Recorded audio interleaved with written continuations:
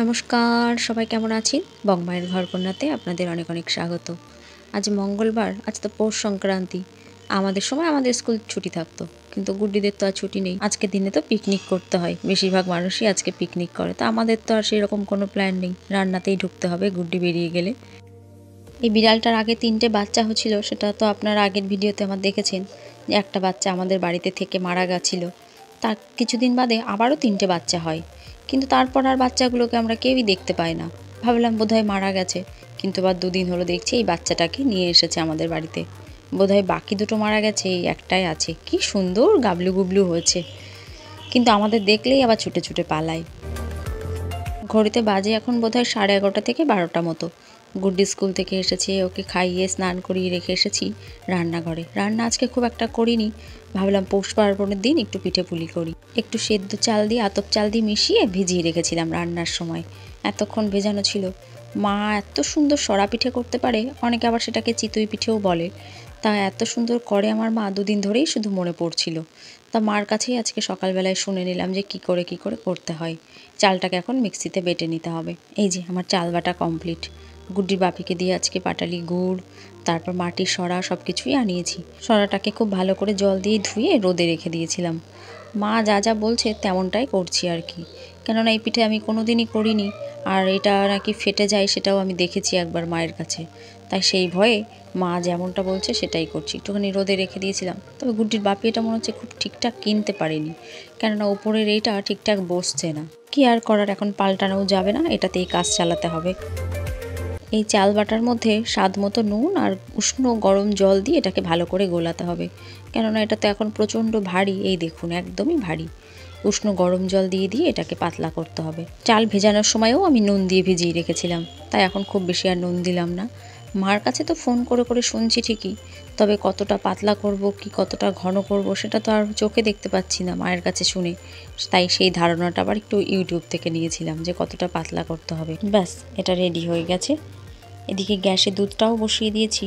এর ভেতরে একটু চিনি দেব। মা বলেছে প্রথমে চিনি দিয়ে দুধটাকে খুব ভালো করে ফোটাতে, আর গুড়টাকে একটু গরম জলে গুলিয়ে তারপর নাকি দুধের ভেতর দিতে। আর 2টো তেজপাতাও দিয়ে দিলাম যাতে সুন্দর গন্ধটা আসে। সরাটা বসিয়ে মাকে আবার ফোন করে শুনলাম যে মা, সরাতে কিছু মাখিয়ে নেব কিনা, তেল টেল। তা মা বলল না, কিছু মাখাতে হবে না, প্রথমে দে আগে ছোট্ট করে একটা, সেটা আগুনের পাশে দিয়ে রাখবি ব্রহ্মার নামে। আসলে এইসব নিয়মকানুন আমাদের ওদিকে এখনও খুব মানে সবাই। তারপর মাকে জিজ্ঞেস করলাম, মা এটা কতক্ষণ ঢাকা দেওয়া থাকবে? মা বলল 1 থেকে 10 কিংবা 1 থেকে 20 এরকম মনে মনে গুনতে থাক, তারপর একবার টুক করে তুলে দেখবি হয়েছে কিনা, এভাবেই আন্দাজ পেয়ে যাবি। দাঁড়ান, এবার একটু টুক করে তুলে দেখি। ওপরটা দেখে মনে হচ্ছে হয়ে গেছে। নিজে হাতে কোনো দিন না করলেও মা যখন করতো সবসময় তো মায়ের কাছে থাকতাম, মোটামুটি একটা আইডিয়া আছে আমার। দাঁড়ান, খুন্তি দিয়ে এবার তুললে দেখি পুরোটা উঠছে কিনা ভালো মতো। একটু তলায় লেগে লেগে যাচ্ছে, এই যে ভেঙে যাচ্ছে।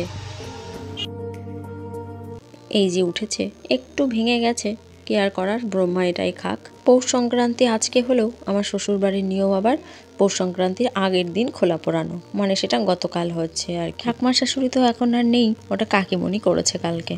তবে আমি আজকে করছি, মানে খোলা পোড়াতে হয় সেই জন্য নয়, খেতে ইচ্ছে হয়েছে তাই আর কি।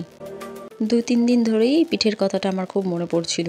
কাল রাত্রে আবার বোন ফোন করে বলছে ওরও নাকি মায়ের হাতের এই পিঠের কথা মনে পড়ছে। আসলে কালকেও ওর শাশুড়ি আবার খোলা পড়িয়েছিল, তাই দেখে ওর এই মায়ের হাতের পিঠের কথা মনে পড়েছে। তা দেখলাম পিঠের কথা মনে পড়ছে আর ঢোক গিলছি, এই করে কাজ নেই, করতে বসেই পড়ি। কি সুন্দর উঠেছে দেখুন এইটা। ওই 2টো শুকনো রাখলাম, যেটা খুব ভালো উঠবে সেটা পাশে, দুধ তো বসানোই আছে, দুধ ফুটছে এখনও, ওই হাঁড়ির ভেতর ছেড়ে দেবো। এই দেখুন এই পিঠেটা কি সুন্দর উঠে পড়লো। এটা এবার দুধে দেবো। ওর ভেতর চিনি গুড় আমার সবটাই দেওয়া আছে। 12টার দিকে রান্নাঘরে এলাম, ভাবলাম বোধহয় 1-1.5 ঘন্টার মধ্যে হয়ে যাবে, কিন্তু এ তো দেখছি প্রচুর সময় লাগে এই একটা একটা করে ভাজতে। এদিকে দুপুরের খাওয়া দাওয়ার টাইম হয়ে যাচ্ছে। আবার 3টে শুকনো পিঠে রেখেছি, আর সাইডে একটু গুড় দিয়েছি, দাঁড়ানোদের দিয়ে আসি। পিঠেগুলোই দেখুন কি সুন্দর জালি জালি হয়েছে, পুরো এপার ওপার দেখা যাচ্ছে আলোয় ধরলে, এত সুন্দর জালি জালি হয়েছে। তার মানে দুধে ভেজালেও বোধহয় খুব সুন্দর ভিজবে, নরম হবে। এই পাশটা দেখুন খুব একটা পড়েও নি, খুব সুন্দর হয়েছে পিঠেগুলো। গরম গরম এই পিঠে গুড় লাগিয়ে খেতে এত সুন্দর লাগে। আমাদের ওদিকে আবার মাংস হলে অনেকে এই পিঠে করে, মাংস দিয়ে এই পিঠে দিয়ে খায়। এই যে খেয়ে বলো তো কেমন হচ্ছে। নাও নাও, হাত ধোয়া সবার। একটা না, গরম নেই, নিচের দিক থেকে নাও একটা। হ্যাঁ, ওটা বাদ দিয়ে নাও, ওটা গরম, ওটা বাদ দিয়ে নাও তাহলে। নাও নাও, ধরো, পরে না, ঠিক করে ধরো। গুড় লাগাবো? আমি গুড় দেব। শুধু খাবা? খাও দেখি। আমি ভালো আছে? একটু গুড় লাগাতেই হবে। গুড্ডি প্রথমে বুঝতে পারেনি, এক কামড় মুখে দেওয়ার পরেই বলছে এবার গুড় লাগবে। দুপুরের খাওয়া দাওয়া সব কাজ সেরে আবার বসেছি। গুড্ডিকে একটু ঘুমাতে বলেছি, ও গিয়ে শুয়ে পড়েছে। গুড্ডির বাপিও চলে গেছে দোকানে।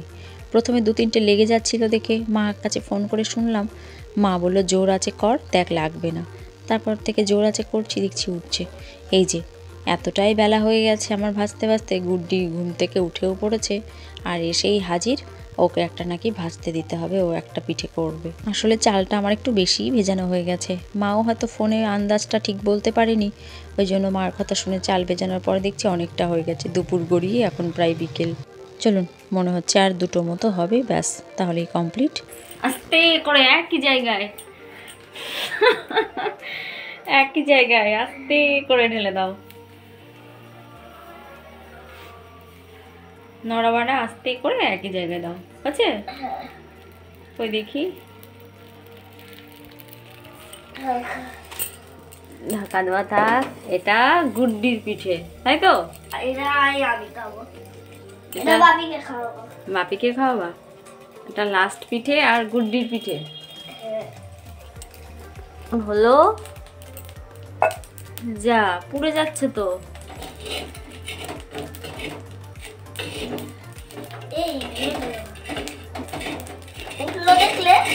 বাহ, দারুণ উঠেছে।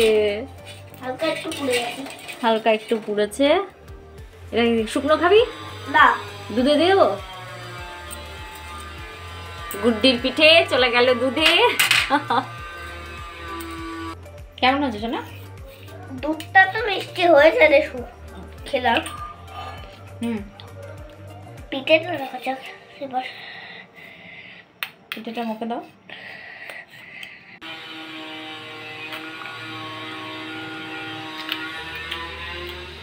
পিঠেটাও মিষ্টি আছে। মিষ্টি?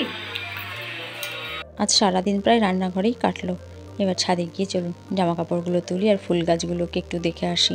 একটু খাটনি হলো ঠিকই, কিন্তু সবাই মিলে খাওয়া তো যাবে আনন্দ করে। খাটনি আর একটু কমানোর জন্য গুড্ডির বাপি আবার চালের গুঁড়ো কিনে এনেছিল, কিন্তু মা বললো কেনা চালের গুঁড়োই খুব একটা ভালো হয় না, তাই আর রিস্ক নিলাম না। করবো যখন ঠিক করেছি ভালো করেই করব। চলুন এবার নিচে যাই, একটু বিকেলের টুকটাক কাজকর্মগুলো সেরে নিই। চলুন তাহলে ভিডিওটাও আজ এখানে শেষ করি। সবাই ভালো থাকবেন, সাবধানে থাকবেন। ভিডিওটি ভালো লাগলে একটি লাইক করবেন, আর কেমন লাগলো সেটি আমাকে কমেন্ট করে জানাবেন। নমস্কার, দেখা হবে খুব তাড়াতাড়ি পরের একটি ব্লগে। সবাই সুস্থ থাকবেন, সাবধানে থাকবেন।